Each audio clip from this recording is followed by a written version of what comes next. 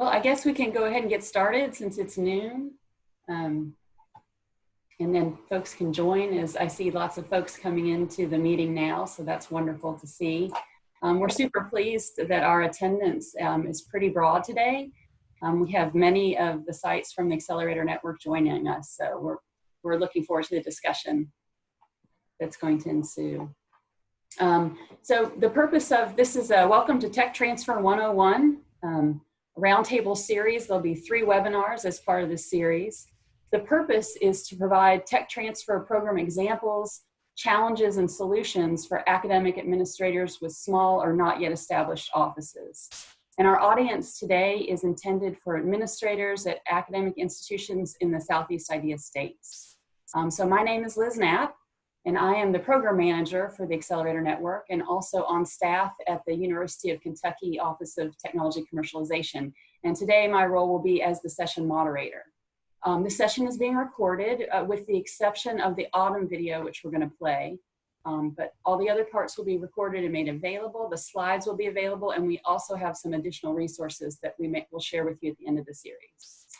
The format today will be watching about 23 minutes of video, and we'll have 10 minutes of presentation and then an open discussion for about 20 minutes. So we ask that you keep your microphones muted, but that keep your questions coming. You can put them in the chat, or you can save them for this discussion. There's a feature on Zoom to raise your hand, and we can call on you for your question verbally, or we'll present it from the chat, either way. So with that, I would like to introduce our three moderators who are with us today. We have Allyson Best. She's the director of the Office of Technology Commercialization at the University of Mississippi, and she's going to present the perspective from a small tech transfer office. We have Ian McClure. He's the executive director at the Office of Technology Commercialization at the University of Kentucky, and he's going to present the perspective of managing a large tech transfer office. And then David Gulley, he's the founding director of the Tech Transfer Office at the Puerto Rico Science, Technology, and Research Trust, and that's a regional office. It provides services to all the island's public and private universities. So he will present this perspective of providing services to multiple universities at the same time. So with that, I would like to introduce our video that we're going to show now. I'm going to move over here. The title of it is Bridging the Gap Between Innovation and Technology Transfer. We're going to hear from 4 additional tech transfer directors about their programs, their structures, and their offerings. And the moderator for this particular video is the director of the Rocky Mountain Patent and the regional Rocky Mountain Patent and Trademark Office. So with that, I'm just going to make a few switches here. I'm going to first of all, stop our recording. And then we're going to go back to our slides. And I think Allyson is going to start. We're going to hear a little bit from Allyson, Ian, and David about how their offices are structured. And then we'd like to have a discussion with you about some of the things you've seen and about ways to get your tech transfer offices up and fully robust and running. So let me turn it over now to Allyson. Good morning, everybody. Liz, can you hear me? Yes, I can hear you very well. Great. Well, good morning, everyone, and thank you so much for joining us. Wanted to give you, we always like context for speakers, and so each of us are going to give a little overview of how we do our daily operations in the institutions that we're with. I'm honored to be a part of the University of Mississippi. We are, as Liz said, we are very much a small office, but you'll see some of our metrics, some of our details on this slide. I'm not going to go over all of them, but we've been a formal office since about 2006, starting with 1 FTE. We're now up to about 4.5. I was lucky enough to be a part of this office since it started, and I'll tell you, for those that are considering these activities, that we did it just like, and we started just where you are now in terms of when it was decided that we would have a centralized effort. It was out of our sponsored research office. We still are. and a little bit about the overview of the state of Mississippi as a whole. You heard from a lot of amazing speakers today about resources that are in those states. As far as the state of Mississippi, even in 2020, we're still emerging with some of those things that you heard about today in terms of angel investing, state resources for prototypes. We're still very, very early in that. And so it's still a challenge, but we've been able to do some pretty amazing things with what we've had. Again, those are some of our metrics. The key thing, I think, for context for you is that we're at about $68 million in research expenditures on the Oxford campus. For those of you familiar with Mississippi, we have a statewide board for our public universities. We have 4 major research institutions. The University of Mississippi is one of them. And we have tended in the past to be primarily around pharmaceutical and biological sciences. So our successes have been in that, but as we look at growth opportunities, we're certainly looking in the physical sciences. One thing that I was most pleased about being a part of this grant and working with David and Ian is the ability to network. And so I guess for context, as we start this discussion over the next 3 webinars, I would just encourage you as you explore these ideas of commercialization and entrepreneurship, that you reach out as much as possible, not only to the 3 of us, but everyone that is available to you in this network, because that is absolutely how we built this office here at Ole Miss. We got in the car, which I know today is not something that we can all do necessarily, but you can certainly get on the phone. We did not, with the exception of a very few elements of our operations, we have not originated anything. We've talked to folks who do it very well, and we've borrowed and we've talked and we've collaborated, and that's how we've built our institution. So that's a little bit about Ole Miss. Thank you, Allyson. I think next Ian is up and is going to share a little bit about the University of Kentucky's office. Thanks, Liz. And thanks, everyone. As Allyson said, thrilled to have everybody here with us today. And I'm glad this is a 3-part series, because we wanted to focus in on different aspects of what it means to have tech transfer, to do tech transfer, and then to grow tech transfer. I know Liz mentioned that I'm representing kind of the viewpoint of a large office, but that's actually fairly new for the University of Kentucky. 5 years ago, we were a smaller office, about 5 people. And we are now, as you can see, about 25 people. And so that's happened fairly rapidly. But I thought, instead of getting into, which we will get into more about ecosystem, and I know David's going to touch a lot on the ecosystem that he's been able to build and network through in Puerto Rico. So we'll get into that. But I wanted to get into a little bit of just some nuts and bolts to show you what it means to have a dedicated tech transfer office, what it means to have personnel within that office, and what do they do, and how do you hire some of those people. So I thought the best way that I could do that was by showing an org chart. And now, if you can imagine that if we started with a single person or even a small group of people and started to grow this, one of the first things that we did in 2016 when we started to grow the office was to develop teams with specialists. And those 3 teams, you can see the white boxes here for each of these pillars. The Associate Director of IP Development, the Associate Director for Contracts, and the Associate Director for Commercialization. And now I should caveat that this is an org chart that our office is currently moving to. All of these pieces you see here on the slide are pieces of our office right now. And then we were in the middle of a restructure to a new org chart that got halted a little bit by COVID. But really, this is where our office is headed. To compartmentalize expertise within the office that we believed is necessary to really get to where we want to be with technology transfer, which is, as you heard from the gentleman from Wichita State, not just focused on administration of the intellectual property and protecting the intellectual property, but focused on the technology and commercializing the technology and partnering around it and de-risking it and getting it funded with proof of concept funds and things like that.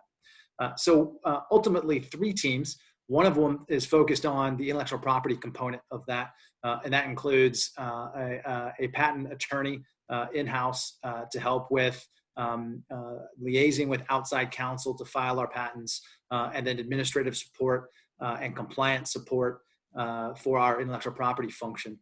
We have about 120 or so disclosures, which are inventions disclosed to our office per year. And we file anywhere between 90 and 150 patents, depending on whether we're going worldwide or filing provisionals, which we'll get into some of that. Another team focuses on contracts. As a larger tech transfer office, we manage all of the non-disclosure agreements and the material transfer agreements and the data use agreements for the university. The thought behind this being that most collaboration, most discussions with third parties that are outside of the university, are around research. And most of those discussions are the very first touch points behind the inventions that we might eventually get. And so our office takes responsibility for executing about 1,200 of those agreements per year. And so you can imagine the need to have a contracts team that not only negotiates and executes that pipeline of 1,200 agreements that are basically the building blocks to relationships and partnerships and industry engagement, is the way I like to see it. But this team also handles all of our licenses, of which we do about 30 or so per year, including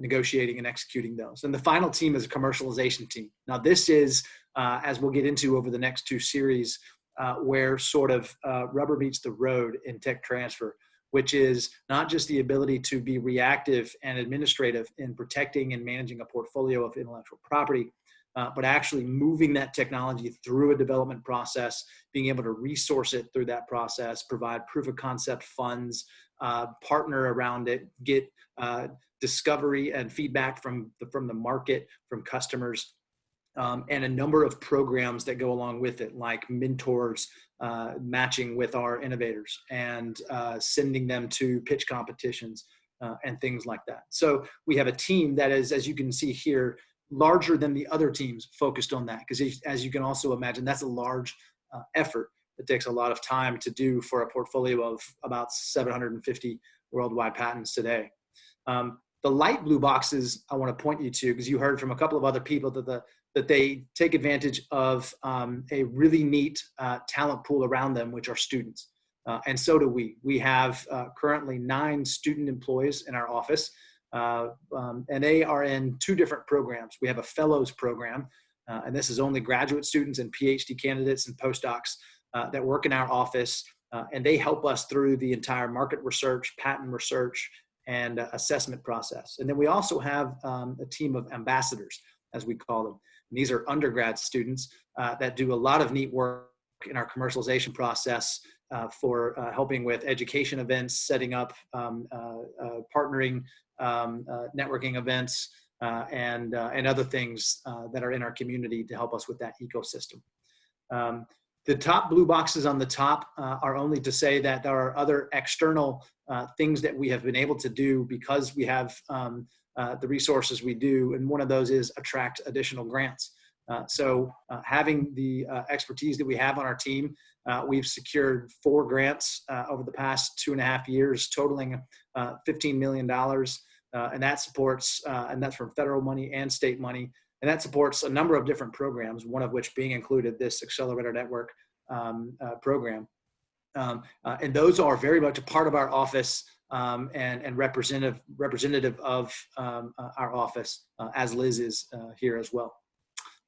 So we'll dig into more about this, but I'll let David go and get into the awesome things that he's doing in Puerto Rico. So yes, David, would you like to take over the screen there?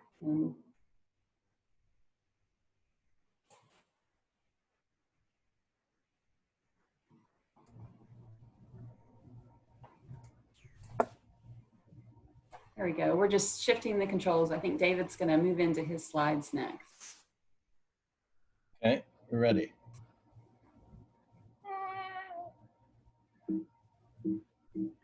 It's not moving. I can't control from here, Liz. Okay, I think I can There help you go. Now you got it. Okay, perfect. That's good. Thank you. Yeah, so I'm coming to you virtually from our Innovation Center at the Puerto Rico Science, Technology, and Research Trust.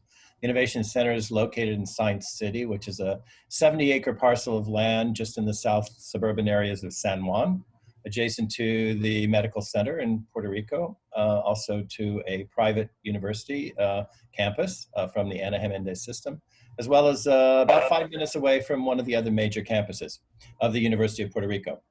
So quickly, the Tech Transfer Office, as many tech transfer offices, we identify, evaluate, protect, and market, and transfer research discoveries, intellectual property. How we're different is that we're regional. So in Puerto Rico, there are a number of universities that have research programs. University of Puerto Rico system with 11 campuses is actually the largest. It's also the land grant and public. Ponce Health Sciences University is a medical school, Ana Jiménez University System, 3 campuses, private, business, engineering, and health sciences, but not medicine. Universidad Central del Caribe is a medical school as well. Sagrada Corazon is a private Catholic university with media, communications, and San Juan Bautista School of Medicine is a school of medicine. So we have all of those as our partners. And there we go, which gives us about 18 campuses with over 75,000 students. In total, there's about 114 million in annual research. That was last year, a little left over from Maria, so it's a little lower than usual. About 80% of that's actually within the University of Puerto Rico system. There are 4 medical schools then in our group. And with the University of Puerto Rico as well, it had a technology transfer office, or an intellectual property office, they called it, at one time. It was kind of one person. None of the others had tech transfer functions in them. And can I go? There we go. So back to the trust quickly. Puerto Rico Science, Technology, and Research Trust was founded in 2004. It's private, means it's non-governmental. It's also a nonprofit and has the mission, as you see on the bottom, to invest, because there's monies that come into the trust, to facilitate and build capacity. So we have a very broad mission. So I'm going to show you really what has happened since about 2015. I came to the trust in 2015, retiring out of the University of Illinois system, and then 3 years in Chile doing work there. But I came there to find out exactly what kind of gaps existed. And so from that, we started to build programs. So if we go through those programs, if you can see on what we call our Inspire and Learn area, we have these programs that were set up: cultural heritage, STEM education, a networking program, also the way we organize meetings around special topics that come up. From the research side, we built research centers that are special to Puerto Rico and unique to Puerto Rico. The Tropical Disease Research and Prevention Group, a vector control for Zika, chikungunya, and dengue. That's a CDC program. A consortium for clinical investigation, which we operate about 28 different clinical sites across the island. A center for tropical biodiversity, naturally then around the Caribbean, and also in parts of Latin America. That center has access to those. And we have a research grants program, which is one of our earliest programs we started, that actually went out and competitively gave grants to academic institutions as well as small technology or R&D companies. Under that also, we have SBIR and STTR matching for both phase 1 and phase 2. I'm clicking and it's not moving. Okay, there we go. So in a lot of cases, research, and we think about then the ecosystem that we were building through the startup phase. The Tech Transfer Office is that bridge between research, startup, and commercialization. So that's where we found ourselves, as most technology transfer offices are.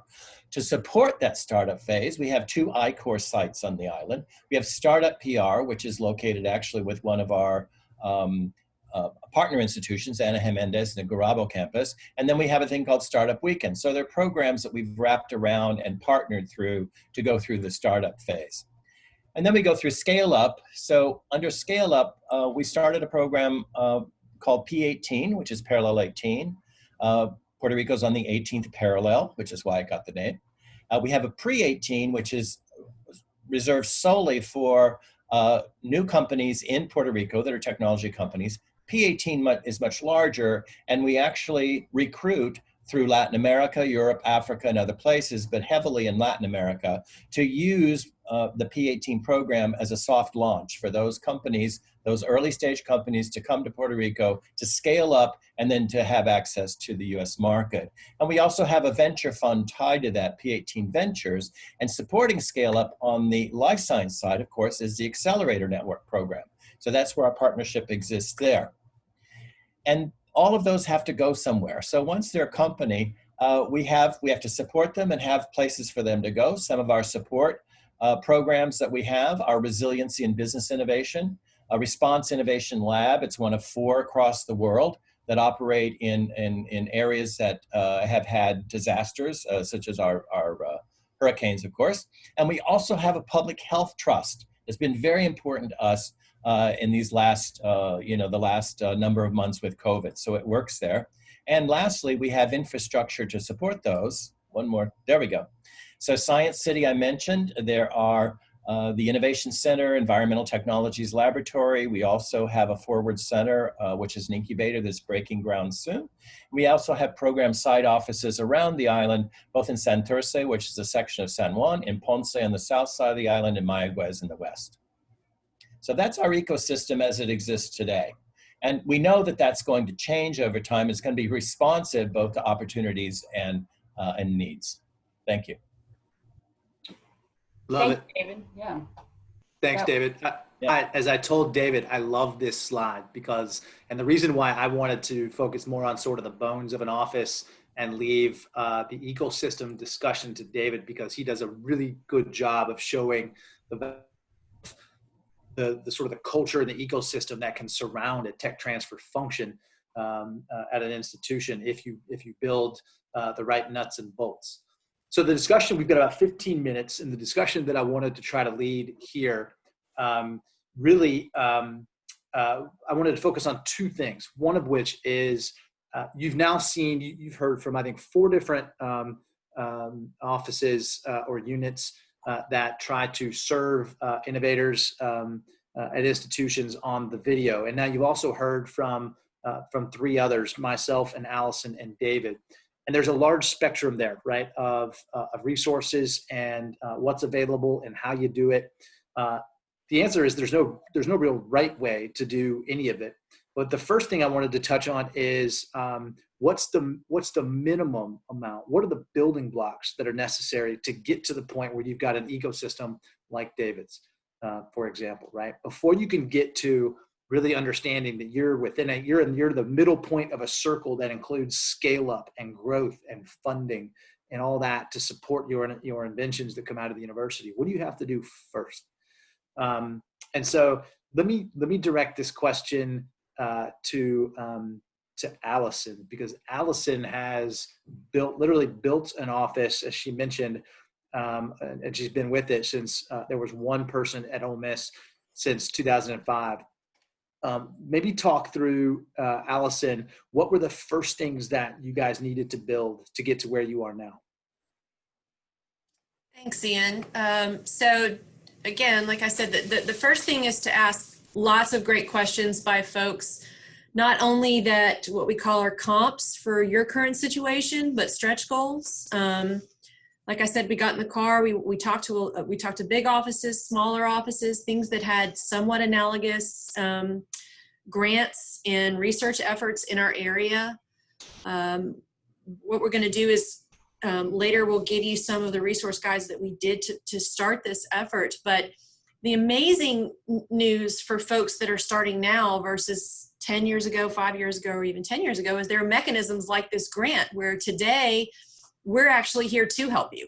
And you don't have to start from scratch. We'll give you some tips and pointers. Like, for instance, I always say one of the easiest things to do is, take a look at if you are engaged in any research efforts, go take a look at the folks who are not only getting awards, but are putting in a lot of awards, because that's a culture. That's somebody that you want to talk to that's willing to stretch and try and take an idea to the next level, whether it's patentable or not, whether it's commercializable or not.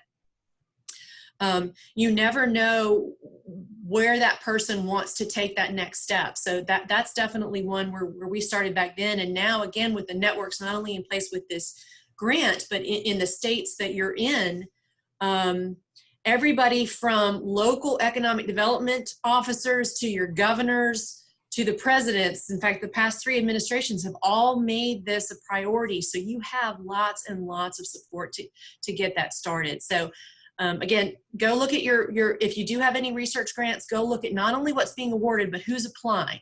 That's a big one to me. And then the other way I always say to start is just go to your communications team on your effort. Even if you don't have a really wide established research program, go look at what your university likes to talk about in those press releases. Go look at the last 6, 12, and 18 months and see if there's a way.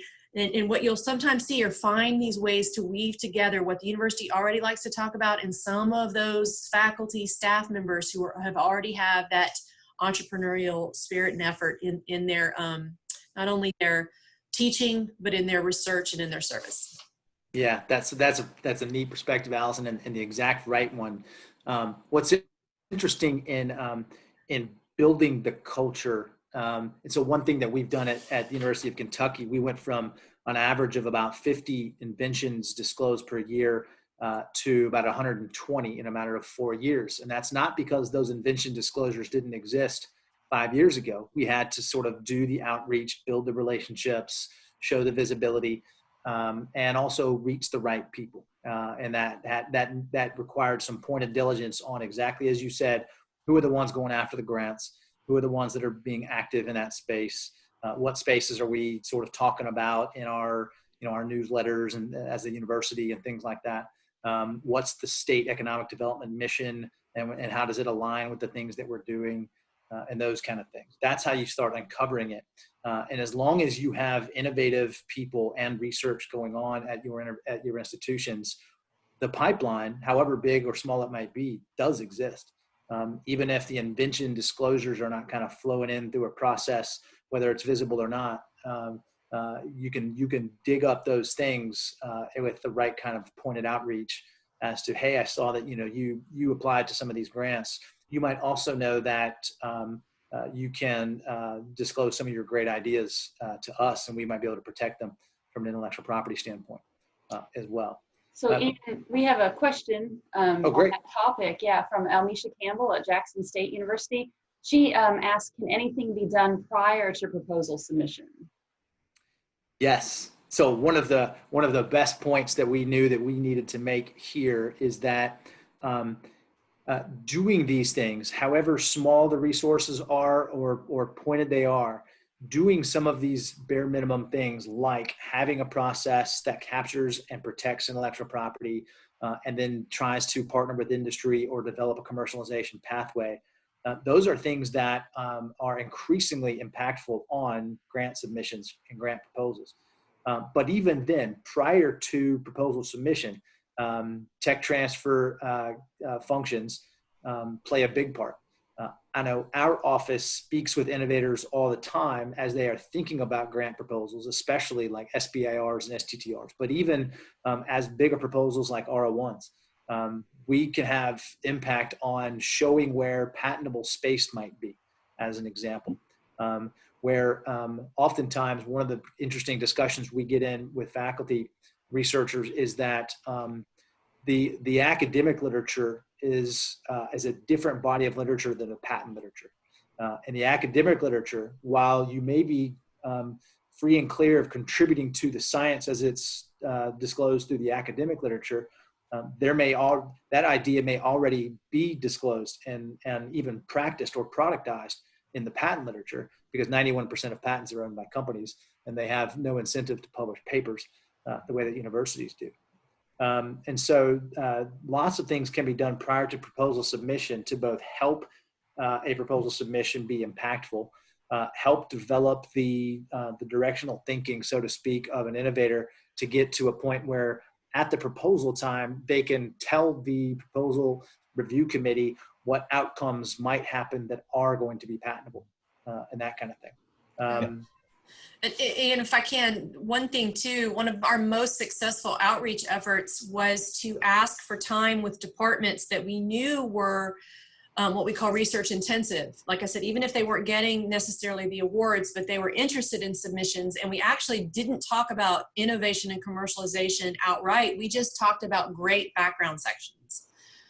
Talking about why you think you should be given this award money. And we just talked about the ability to distill competitive and environmental data into 1 or 2, 3 clear paths for disruption. And that's the way we put it. So if you can summarize that background section and say that you have a mindset where this grant money is going to disrupt the market, per se, the science in a specific way, and just being able to communicate in the language that we speak in. And then we left it at that and walked out. And then once they would engage with us on some market data, that's when the conversations around, hey, well, actually, I've been thinking about this and that and the other. So in Puerto Rico, I actually borrowed from our practice at the University of Illinois, which meant that whenever a proposal was going through, the proposal also carried with it a research pre-disclosure. And that pre-disclosure had some very specific questions for the submitter. One of those, of course, attached to policies. Do you know this? Do you know who the person is? Do you know who to contact? You know, usual simple questions like that. But do you think there's any IP that's going to come from this? The tech transfer office then was copied on all of those. So they knew when a proposal was coming through. In Puerto Rico, I've had to go kind of back the other end because we don't handle proposals from the actual campuses, but through our own grants process, we use that research pre-disclosure interview process with all of the grantees that we have. Again, to talk to them about what to do, how to do it, where they go to, to carry on with all the processes they need to, if there happens to be IP. Yeah. I love that we've got into this, that this question was asked, and we've gotten into this because there is big impact on grant submission and research activity from commercialization, tech transfer activity. Looks like we've got a couple other questions. Yeah, I'll go ahead and read it out. So this one's from Michael Roberts at Coastal Carolina University in South Carolina. He asked Allyson, did you find there was a match between active faculty and the media releases? And if so, did that make building your office's capacity easier? Yes, especially from the perspective of engagement with the entire department, because one of the fundamental rules in what we do, and actually what every department on a campus is nothing spurs conversation like success. And so even a media release about a service-oriented activity or a teaching opportunity, when you use that as a means to go in and say, look at the great things you're doing, how can we help you take that next step? It bleeds into other faculty members. So absolutely. And again, this was not my idea. I've taken it from several of my fantastic Autumn partners, but it has been wildly successful. And then from Tom Martin from Eastern Kentucky University, he's asking, once again, Ole Miss has a research foundation for equity deals. What are the mechanisms for UK and Puerto Rico? I can just briefly say from Puerto Rico. So we do have a ventures program that actually is really geared toward the startups that we handle through our accelerator. So that sits there as a ventures program itself. The trusts invest in that, and the trust as a trust is like a foundation, a research foundation, has the ability to invest on its own. And so those kinds of things can be done on its own. We have some programs where companies come forward individually, but it's not a structured program. It's on an ad hoc basis. The companies may come forward and look for that kind of investment. And that's the same for the University of Kentucky. We have a research foundation. Our office sits within that research foundation and reports up to the vice president for research, who is the head of that foundation.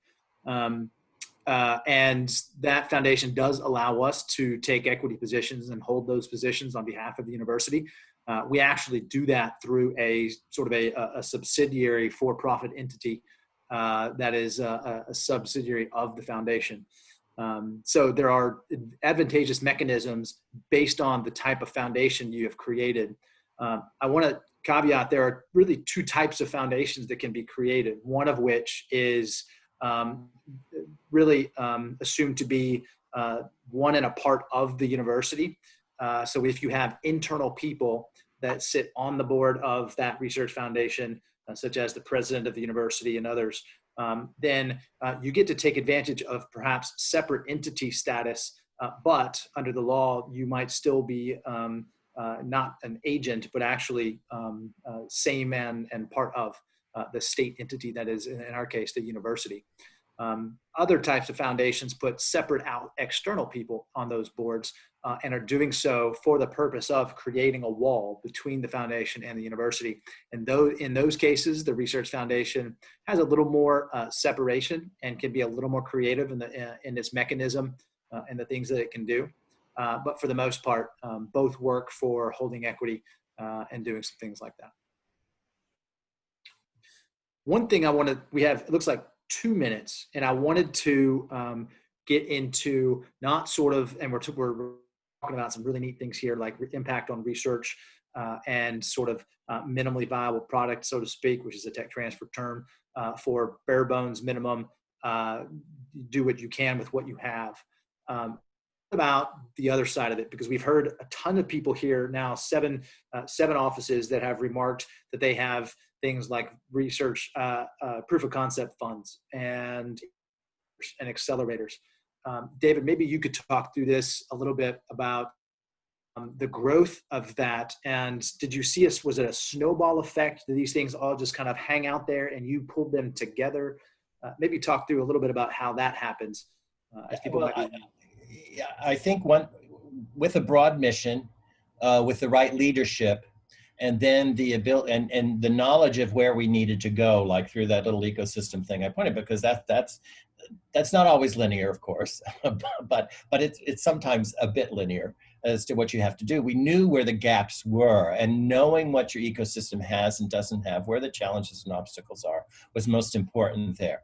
And then having leadership that also had the relationships with the influencers and stakeholders outside to bring them together to say, okay, now we need to do this, right? So it's not build them and build it and they will come business. It's build it when you know they're coming, or you got them in the queue and it's going to be there.